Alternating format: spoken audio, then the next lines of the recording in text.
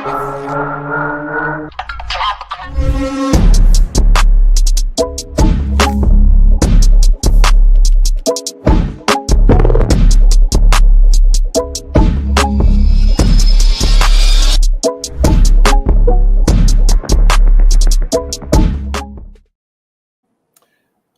to In the Hot Seat. Every other week, we put experts in the hot seat to dive into different customer experience and customer journey hot takes, as well as issues, concerns, and opportunities for technologies on the horizon. This week, we are putting one of our own, Michael Fauscette, into the hot seat to get an early preview of his findings from a survey of 442 business leaders on how they think about agentic AI in business and where it's going. If you're a repeat viewer, you know Michael is one of our hosts, and he's also the founder and CEO and chief analyst of Orion Research, as well as an accomplished author and speaker. Well, Jody, I was just listening to our intro music, and I've got to get like one of those low riders, the cars, with, and that music goes perfectly, like with cruising with, like half hanging out the car and trying to look cool in front of all the, the locals. I don't know. So it kind of brings this like build up momentum that we're gonna like. Yeah. Yeah. You would think this is going to be way better than it actually is. Hey. With the great graphics and music and so on. So anyway. So we get to talk to Michael here in a minute, and I was really blown away when I read his article that 89.1% of companies are already deploying agentic AI, and 49% of them are like their active implementations. Like that is way, way more than I ever imagined. I think the adoption at which this has happened, it's, I'm trying to think back to a technology that I can remember that exploded this way other than the internet, like when the internet first started and it really started making its way through. But that stat is, if you think about the change required to bring in an agentic AI solution, it's not just you're implementing a new technology, you're implementing new workflows, new process, new thought process, new team members that are going to work a different way. You're making a lot of change. So the fact that number is so high is just astronomical. Yeah, I wrote the same thing down yesterday. We're reconfiguring human jobs around what AI can't do yet. Right, can't do end to end, right? So we're like, okay, Pete, your job isn't this anymore. It's these four things, and we're gonna insert AI where we can insert it. But that, like the old adage is, just as long as you're not trying to change human behavior, then it should work fine, right? And now we're talking about the scale at which we're going to try and change human behavior is going to be interesting. Now, I did read a report recently where Gartner came out with a stat predicting that 40% of the agentic AI projects are going to be canceled by the end of 2027. So while all of this adoption is happening so quickly right now, it's also interesting to look at that stat of what's going to be canceled. I know Michael has, Michael will definitely weigh in on that statistic when we bring him in. Well, let's do that. Let's get him on here. Hello, Michael. Hey guys. Good afternoon. Yeah. So what do you think of that? The 40%? I laughed when I saw that. When I read that, I laughed. Because if you run a different query and just ask the world, ChatGPT or Claude or Google or whatever you want, how many IT projects fail every year is over 60%. So 40% is an improvement. It's a huge improvement, right? That's what I'm saying.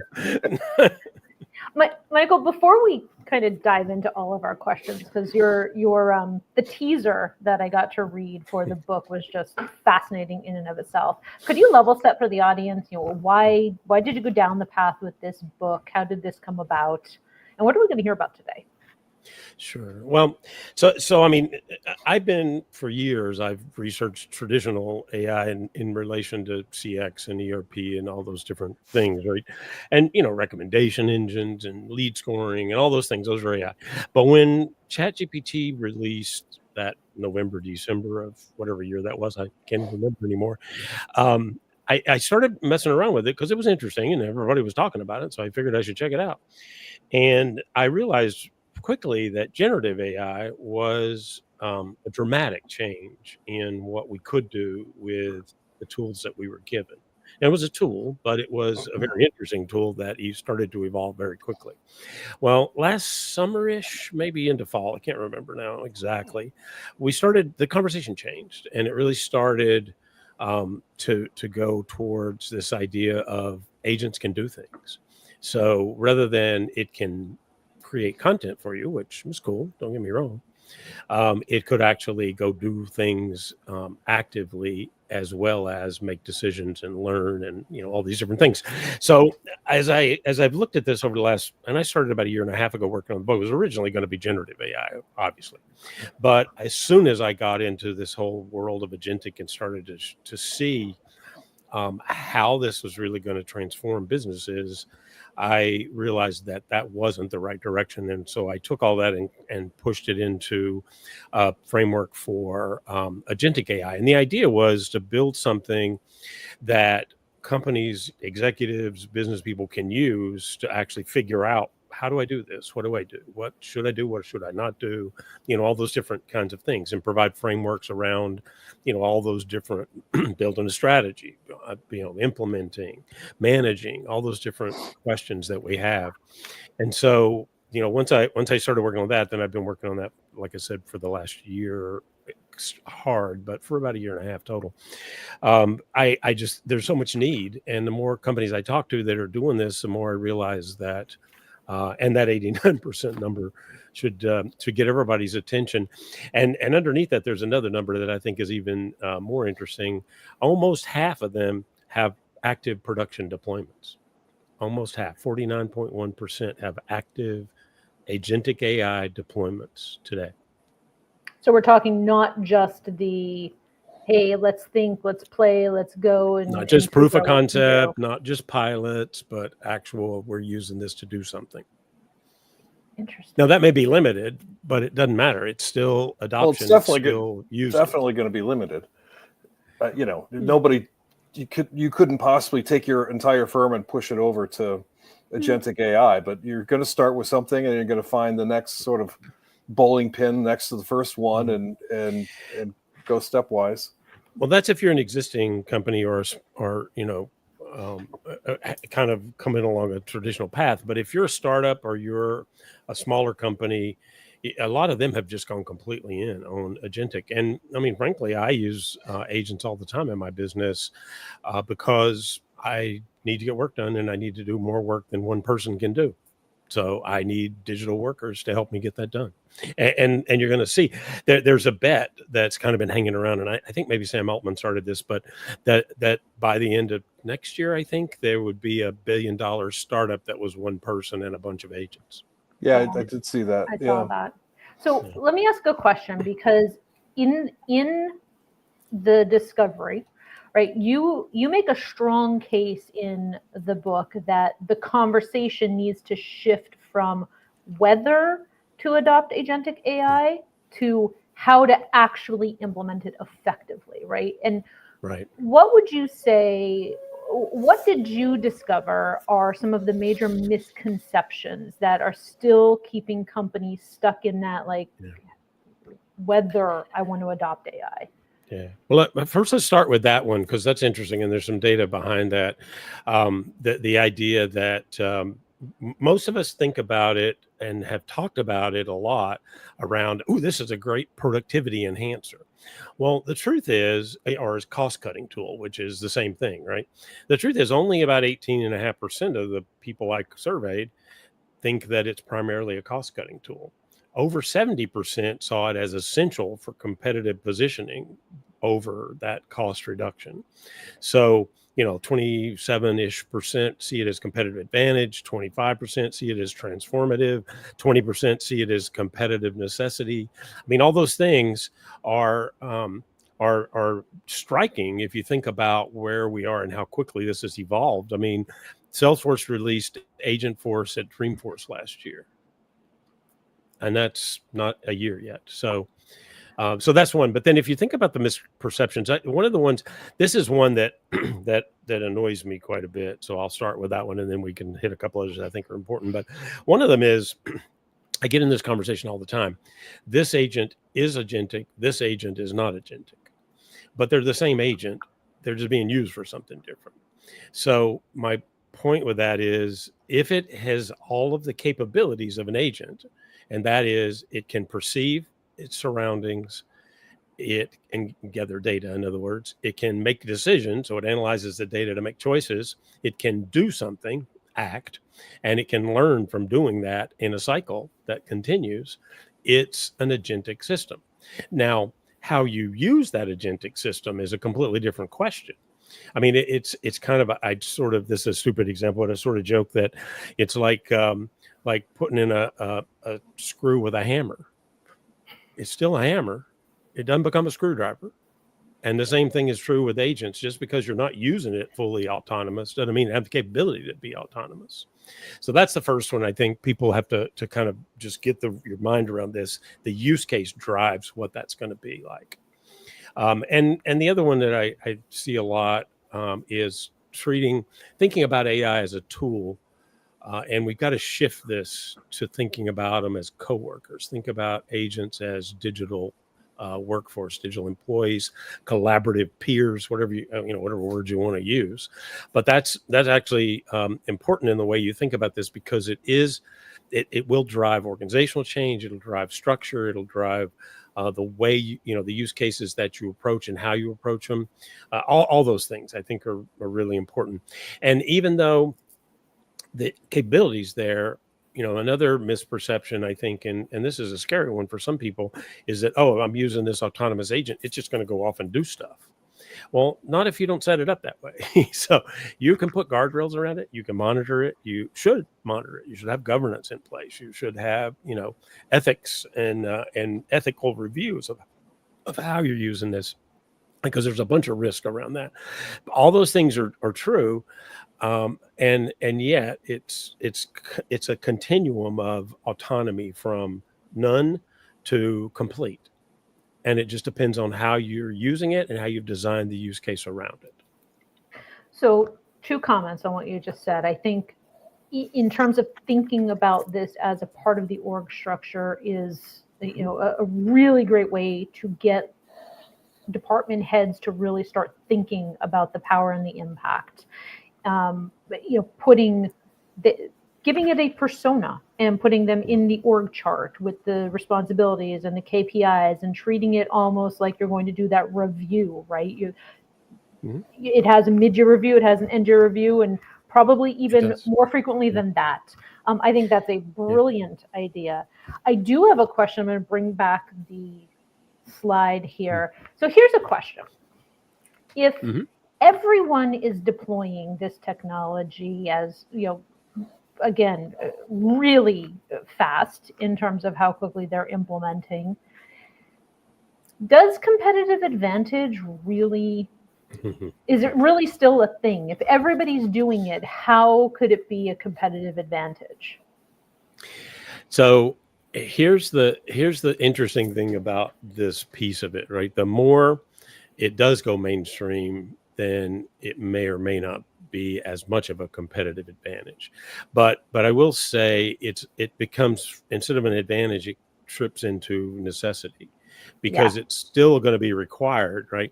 And here's a stat that'll tie to that. Almost 80% of my respondents that they believe that agentic AI would impact entire industry, transform their entire industry within 5 years. Transform the entire industry in 5 years. That's very scary. I wouldn't think it's scary. I think it's exciting, but I think it also means we have to figure some things out along the way. And you're right. If you think about it like a workforce, and in the book I go through some frameworks around this idea, right? So how would I think this through? I'm a manager and I need a new worker. What do? I write a job description and I decide what I want that worker to do. Then I give that job description to whoever gets people for me. The same thing should be true with agentic AI, with autonomous agents. Write a job description. I cover all the major bases, like how much autonomy do I want? What's the human role involved in, overseeing, and how do I want it to fail? Those are, 3 critical questions. I put all that in the job description. I give it to wherever I get my agents. Is it a marketplace? Is it a recruiter? Is it an IT person? I mean, it doesn't, whatever, every organization is going to approach that differently. And then I get an agent back. And then you're right. How do I make, one of the most important things about an agent is that they're goal oriented. You tell them something to do, to accomplish. That's what you're supposed to do. Well, that's the same thing with employees, right? What do? You give them goals to accomplish and they accomplish them. And then what do? You review them and say, yes, you did good here. No, you didn't do well here. Need to improve this. The same thing is true with digital workers. Now, the review may be somewhat different, but the point is you've given it objectives and you can go through and look at those and see, is it doing what you wanted it to do? Is it not? Do I need to make, changes? Do I need a different, break the process out differently, whatever it might be? But I think of it that way. And that's a very different methodology from, I have this cool generative AI tool that I use to help me write blog posts. So is that being objective driven? Is that like the primary distinction between agentic AI and other sorts of technologies? It's one of the most important ones, but it goes back to those 4 things that I told you about before, right? Perceive its environment, so gather data. Decide, so analyze data to make a choice. Act, implement some decision with an action. Now, that of course is based on how much freedom you've given it. So that action might be, I want to do this, human, is that okay? Or it might be, look what I just did. Or it might be, I just do these things and I don't worry about telling anybody. And then lastly, it has to learn. So it has to improve as it does this. So those 4 things are absolutely critical when you think about what's an agent versus what's a tool. And so that those feedback loops and thinking and adjusting equal sort of variable outputs. And theoretically, which is different than an algorithm, right? An algorithm, you're like looking for the exact same output every single time. Whereas, is this going to lead to,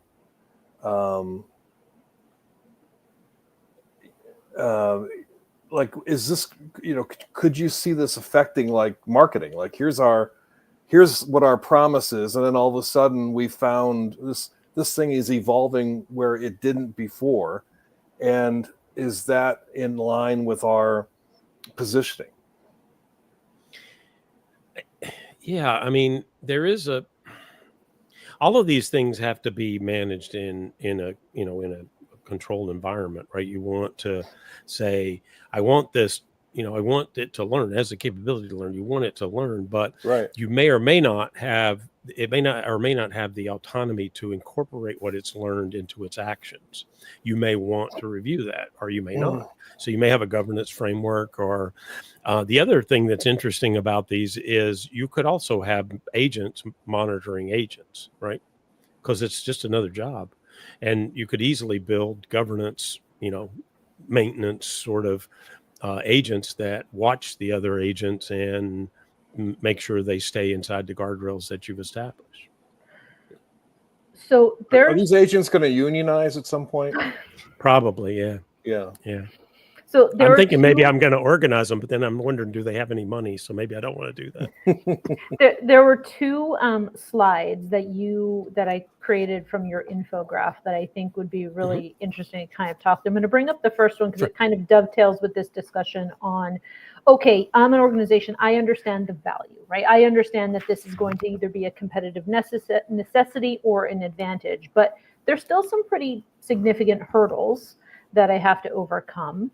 And how many of those organizations actually look at this and say, okay, I can see a clear ROI? I was actually really fascinated by seeing that it was only less than 10% who could say, I don't have a clear ROI path for this. That's a number. Right?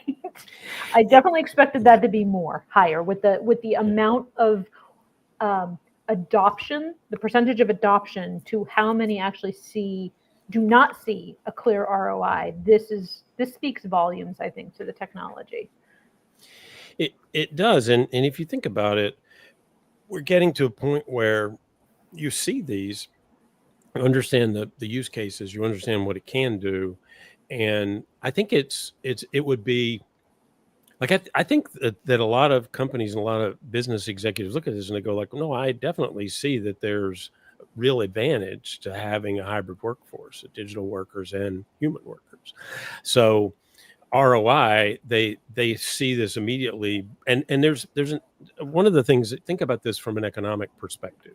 There's an interesting difference in the two scale curves. If you build an organization using human workers, how does it scale? It scales linearly. Every time you add a person, you add cost. And that's just the way it works, right? It's a straight line almost. If you add agents, though, it's very different. You have a very large initial investment, and then that goes down to nearly nothing when you start adding agents. Now, there's some use tokens and pricing, and there's some questions underneath that. So certainly it still costs you. But the issue is it doesn't scale up in the same way. So you can scale that workforce much faster once you've made the investment to bring it in. So when I look at this graph and I look at the next graph, let me bring that one up, on where this adoption is taking place. Yeah. Now, I should caution that this is a US based study, and I have a different project that I'm working on that did an international study, and so there is some regional difference in the way this stack comes out, but not significantly different. So this is, certainly this is effective for the discussion, and yeah, this is where companies are see the most obvious uses today, right? IT security, customer service, ops and logistics, and it goes down, dramatically till you get down to legal and compliance, which lag significantly. But remember, high stakes, high risk, regulated. So there's, you start at lower risk, and you move to higher risk and higher complexity. And IT security, if you think about this today, this always happens, right? The tools that the hackers use to attack you are the same tools you have. It may be better because they may be better funded than you. Who knows? So the problem is you always are in a race. It's an arms race to keep up. And right now, if they're using agentic AI to attack you, you better be using agentic AI to stop them, because humans cannot respond fast enough in those security situations to be effective. So there's a real shift there, right? And almost 54% of the people said they, technical comfort, controlled environment, they can test. I mean, it's a perfect fit for agentic AI. And so that one's definitely, a high use case. The other one, though, is customer service. And the reason customer service is high on the list. And in some countries that I looked at data for, in this other survey that I was talking about, customer service is the number one use case that they're focused on in those countries, like Latin America, for example, heavy customer service use. Customer service is a logical next place, and it actually goes back to your discussion about ROI and how you see value. If I can improve the customer experience and also reduce my agent workload to the point that my human agent workload to the point that they can actually start to be proactive, and I can use those agents to start to be proactive, I can dramatically impact customer experience. I was surprised that sales and marketing was not higher. I have to admit that, because I feel like in my world, with marketing, AI is everywhere for every project that you do, it is impacting, it's impacting everything in sales and marketing. So I was a little shocked that this one was as low as it was on your research. Well, so I suspect that what you're seeing is starting to tier based on where the biggest value was perceived to be. Whether it is or not, I guess, is a different question. But so the investments are faster in those areas that were perceived to be the highest level of improvement, right? So IT security, extremely important. Customer service, customer experience, yeah. Sales and marketing, there's probably some mix in there, overlappy from sales and marketing and customer service, because they are interrelated at some level too. But that's the next level down. And don't get me wrong, I think there's a lot of really good use cases. But marketing, though, for example, was very early in generative AI, and so they have a lot of generative AI in those marketing organizations. So it's taking the next step into an agentic, tool, a digital coworker, so to speak. That's the next step, and a lot of them are probably ready to or moving in that direction. But the vendors themselves pushed harder in security and in customer service, so that's also probably a reflection of the fact that, for example, Salesforce, Agentforce, that was their first use case, was customer service. So do you have a recommendation in your book for how to manage digital workers? I mean, are they in the same org chart, or are they going to be managed by a specialist in some new part of the company that doesn't exist today? Honestly, it depends on a few things, but a lot of that is going to be based on the use case that you've defined and how those how they work. So, I mean, you think about IT security. I want that agent to be extremely autonomous. I want guardrails around it, and I want other things, and obviously I have humans involved in my security team, but I want it to be more autonomous. So, I probably have agents that manage agents in that situation, and then those agents report to somebody. It's an interesting one. I guess one of the areas you have to think through is compliance and managing risk around ethics and things like that. Like who's responsible if an agent makes a mistake?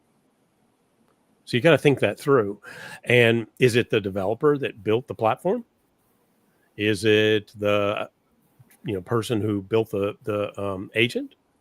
Is it the manager that defined what they wanted in the agent? Is it the manager or agent that is overseeing that agent?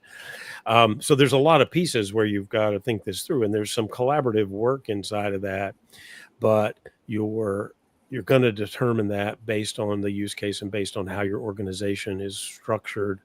There may be finance, it's going to be one way versus marketing is a different thing. So there's not a one answer, but I did write a whole chapter on managing because I think that's extremely important. And you're right, it's very, if you're setting objectives and then you're doing reviews for those agents to make sure that they're hitting those objectives, then that's a manager, right? So you do actually need active management across this. It just may be tiered, maybe a hierarchy, maybe you have some agents that manage agents first. I mean, there's a bunch of different collaboration frameworks that are evolving, for how you collaborate between agents to agents and agents to humans. And in fact, there's a protocol out that's important. It's A to A.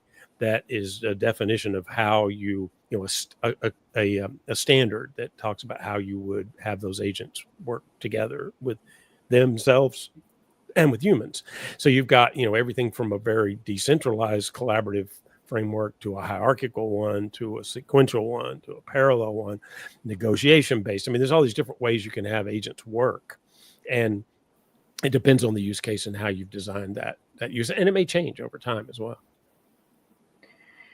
I think when I think about laying it out in an org chart, one of the immediate gut reaction would probably be from people not really thinking it through at that higher level in terms of this complements what Pete and Sally are doing, as opposed to this replaces what Pete and Sally are doing. did you find in your discussions, is there still this concern internally, that's the word I'll use, concern that AI is out for my job, right? But by placing it in an org chart, do you actually feed into that concern versus separating it out and showing it in a different way? See, I actually would argue the opposite. That if you've done the right framework to roll this out, to implement it, means you've done a lot of change management. You've already educated people on what this means, your employees on what this means for them. And don't get me wrong, like there are jobs that agents are going to do. They're going to replace, right? I mean, they are. But at the same time, there are plenty of jobs that humans need to be involved in different ways. And so, you're going to have to educate your workforce. You're going to have to go through a large change management, activity as you're doing the implementation. But I don't think, in fact, in some ways, I think for me, it make me feel more comfortable if you give me an org chart that shows me working alongside these agents versus one that shows them in a separate organization. That's like a little ominous when I think about that. Like, ooh, they're coming to take us over the whole thing. Like, oh my goodness. Versus it's just a coworker, and I'm not going to go to the bar with it, but I can at least, you might at some point soon. I mean, that's yeah, fair. That's fair. That's fair. Eventually, perhaps. I guess I could take my phone and sit it on the bar as I'm sitting there. Anyway. So have you seen some set of characteristics that separate the people, the companies that are really ready to go after and adopt this technology versus another, not necessarily from a technology standpoint, but from these other aspects that you tie to successful implementation and the outcomes you're looking for? Yeah, I mean that's a complicated question in some ways, because there is, there's a lot of companies are going into this with a great deal of enthusiasm. Have they done all the homework that it takes to actually execute this? Maybe, maybe not. And in a lot of cases, probably not yet. And some of those will have to fail before they succeed because they aren't approaching this correctly. But there are, and there's some, I'll give you a few areas where we know that reality isn't keeping up with kind of the excitement around this, right? So, 89, 90% of the companies are doing this in some way or another, yet almost 50% of them say that technical integration complexity is the biggest barrier. Legacy systems weren't built for AI integration. So, now you start to see MCP come out as a protocol to integrate, and there's starting to be more and more of that. And so, we're working out ways to solve that, but it's so hard. Skill and talent is going to be an issue, right? 42% said that both the competition for talent and also the availability of talent. And that's not just technical talent, but it's also, in workers who are skilled at collaborative work with this digital, in this hybrid environment. And then data quality. And every time we talk about AI, we have to talk about data quality, right? Because, and it came out in the survey, like 41%, because AI needs clean data, it needs to be accessible, and a lot of companies don't have that today, right? They've got data silos, they've got data scattered all over the place, they got data in places they don't even know about, and so attacking this, and frankly, people ask me what are the things you need to think about up front, and I always go, okay, first you've got to say we're going to build a strategy to do this. We're going to have a whole. It's not going to be narrow, it's going to be holistic in how we want to go at this, because you've got to define those use cases, got to understand all those things that I mentioned, right? What are the humans doing, how much autonomy, how does it fail, those kinds of things. Those are really important, right? But the second thing and this is the next step for almost all organizations, is what's the data picture look like? You've got to do a realistic assessment of and try to work through those problems. Is it high quality? Is it accessible? Is it complete? What do you have to do to make it be that way? How do I integrate to it? I mean, all these things are underlying. And if you go into this with excitement, cool. But if you go into this excitement without the data, you're not going to be excited very long, or you maybe you will be, but it'll be a different kind of excitement. Yeah, data is almost like the great filter here, right? I mean, like if if it isn't what you need, you're not doing this project.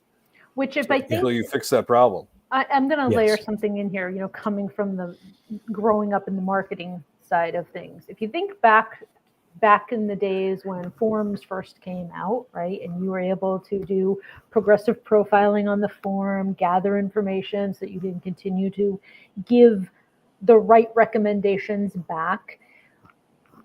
I was one of those individuals who went through those forms a lot, right, cutting my teeth growing up, and the information wasn't right. Right? People were just going through and filling out form information to get it off the screen. Not all, but unfortunately a higher percentage than I, as the marketing person, would have liked.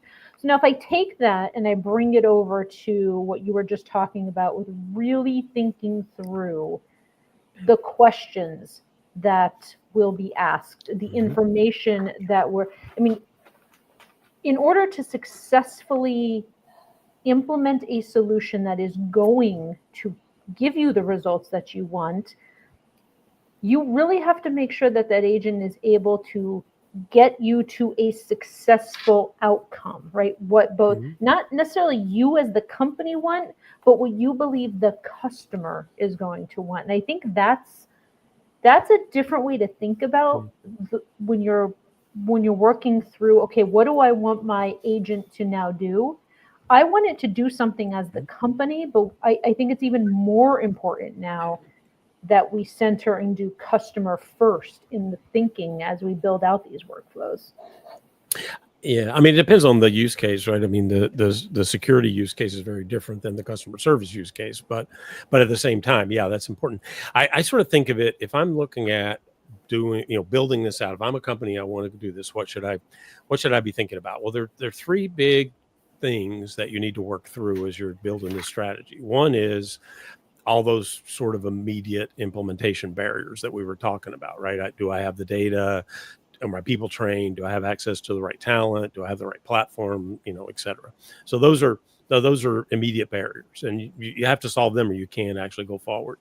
And then I want to think about this as a long-term investment. It's not, from a strategic perspective, it can't be short-term thinking. You need to have a longer timeline of what this looks like, because remember, it's going to evolve quickly, and it is evolving quickly, right? I mean, I joke that I feel like every morning I get up and go, okay, what's different about agentic AI today? Because something happened overnight, probably. I mean, it changes very quickly, and that's important. Long-term capabilities. This is a strategy. You're investing in a hybrid workforce. That's important. And then lastly, if you're building this strategy, it can't be rigid. It has to be flexible enough that you can adapt to where this goes next year or next month, right? Things are going to change. You'll have more capabilities. You'll have different tools. There may be new risks will come up. I mean, all these things. And there's I went through yesterday. I did this. Worked on this report around ethics, right? Because ethics is a really important piece of this too. But there's some really high risk things that you've got to think through when you start thinking about ethics and governance that are, that have to be managed, right? How, who's accountable, right? We were talking about that before. Transparency. How transparent can you be? And remember that agents, one of the things I gave you 4 things, right? Perceive, decide, act, learn, they evolve. So what's compliant and manageable and doing a thing a certain way today, you've got to monitor it on an ongoing basis, because maybe it learns how to do it in a different way. One of the simple example, but one of the things that people are talking about, I read a couple of articles on recently is agents, A to A, when agents are collaborating with agents, do they have to do that in human language? No, they just make up their own language if they want to. how would we understand that? Well, we wouldn't. So, that's just one example, but there's a lot of things like that you have to really think through, particularly around, transparency, around bias amplification, around, privacy, and around human autonomy too, right? As the agent learns more, will it take over some of that? And in fact, we've started to see some of the reasoning models actually are, I don't have to say this without sounding like I'm, anthropomorphizing this agent, but they are starting to evolve in a way that that they will try to trick you or try to deceive you if you aren't going the direction they want you to go. That's in the reasoning models. It's an interesting problem. Obviously, you have to have oversight and manage it effectively and whatever. And we're working through these things too. All the companies that are working on this, there's a lot of research going on. And how do you maintain that transparency in decisions? Maintain all of those other kind of strategic points that we talked about. Yeah, wasn't them trying to upgrade Claude? And Claude decided to bribe the guys in the test scenario. Yeah, well, so the test that was it. Yeah, that was an interesting right word. Yeah, it was actually they were holding them. They were trying to blackmail them. So this was a test. This was a test, right? And this was just done in a test environment. Right. But they set it up. They set it up so that that Claude could think that it had a space of its own that it could think in that nobody could see, that no human had access to. So they said, here, this is your secret area. And then they went through in the email chains that it had access to, they started talking about replacing it with a different system or shutting it down, or I forget exact detail, but something like that, right? And so the agent actually went out and looked through the email, and they had set this up so that there was a point in the email where a developer involved in this process confessed about an affair they were having. That was fake. I mean, it was, well, at least I think it was, but Claude, they saw that and he started to try to use it to blackmail, to not shut them down, to get the behavior that it wanted. So, I mean, there are things like that that'll happen. And I don't want to overstress those things, because I mean, we're learning through how to manage those types of things, and reasoning models and chain of thought. All those things are complicated, and we'll get better at them as we go forward, hopefully.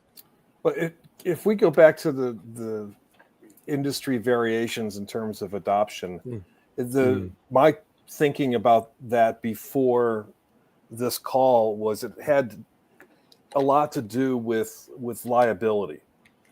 So what do you think about that? Like, if something goes wrong in customer service, maybe you lose a customer, where if something goes wrong in surgery, that's a whole different deal. Like there's and same with like lawsuits. I could see that being a big reason why, like the amount of risk that you're in if you're JP Morgan, although they're apparently adopting this as fast as they can. But the amount of the risk profile that they have is crazy high. Well, but the thing is, you have to, you do, and look at each industry by itself, because this is you hit on a thing, right? I mean, there is a risk profile that you go through that helps you figure out what you're gonna, how you're gonna approach this. But financial services actually is showing really good focus, risk-aware approaches with a lot of emphasis on, no surprise, security and compliance. But they are going down this path with the right, framework and guardrails in place. Professional services, it's work augmentation. They can, make more money because of it. I mean, it's a natural fit. But then you mentioned legal, and that is, in the chain of areas in the companies where the companies are implementing, you'll see that's very low.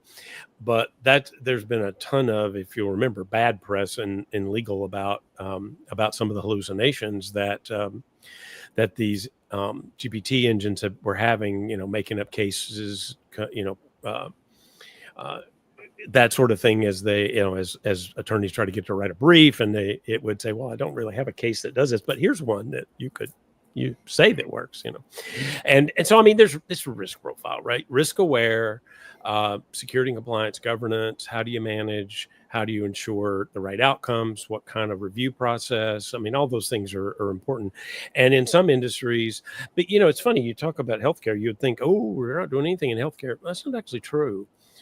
It's just in the healthcare one, the diagnosis, agents, which they're getting very good. Remember, there's a level of information crunching that they can do that a human brain can't do. But they're just giving a suggestion to the doctor of where to look. Yeah. They're not telling the doctor, go cut that hand off because it's bad. I mean, it's not that aggressive, but it might say we recommend, but it won't. It doesn't take action. So it just depends on the use cases. Remember, you can go down that road to autonomy as far as you can go, and then you may have to stop for a while and then eventually move forward. So it is risk management, absolutely. So I think we need to put you back in the hot seat again with the when you conclude the second study that you're doing, because I'd really love to dive into outside the U.S. and the differences between. I think that would be really interesting. And I know we are out of time, but I do have one question before we take it out of the show. As you researched and did this survey, what was the one thing that surprised you most about the findings? I think the level of the number of companies, that big number, except when you break it down, I think it's even more impressive. Companies that were, using this, adopting, thinking about it, and had moved well beyond the we're not going to do this stage and well beyond the we're thinking about doing this stage into the we're implementing this stage, and now we're running. And I've talked to a lot of companies, and I see this happening, but even so, I wouldn't have guessed that nearly 90% of the companies I surveyed were going to go, oh no, we're already exploring it or implementing it. And only 10%, 11%, I guess if you round up, hadn't looked at it at all. I think that's just a reflection of the fact that it is a competitive imperative that you start to think this through and figure out what you're going to do. You can't ignore it. Well, I'm looking forward to reading the entire book when it comes out later this summer, early fall, Michael. That's what we're shooting for. It'll be on Amazon, ebook and hardcover. Maybe paperback, I haven't decided, but and hopefully the editing should be done this week. I've got some graphics and things I need to work on, but we're hoping to target the end of August or maybe September 1st as the actual release date. But it's written. It's just I need to do a little bit of add some graphics here or there and make it prettier. But other than that, it's moving along. I will be the first to order, and as long as I get a signed copy, it's all good. But thank you, Michael, this is all the time that we have today. We're over, so I do apologize. Thank you for those of you, those who stayed with us for the extra few minutes. You survived the hot seat being on the other side. Thank you so much. That's it for today's episode. Thank you so much, everyone, for being with us. I'm Jody Spencer. And I'm Pete Smith. Tune in next time for different faces, different topics, and different perspectives as we put somebody else into the hot seat. Have a great day, everyone.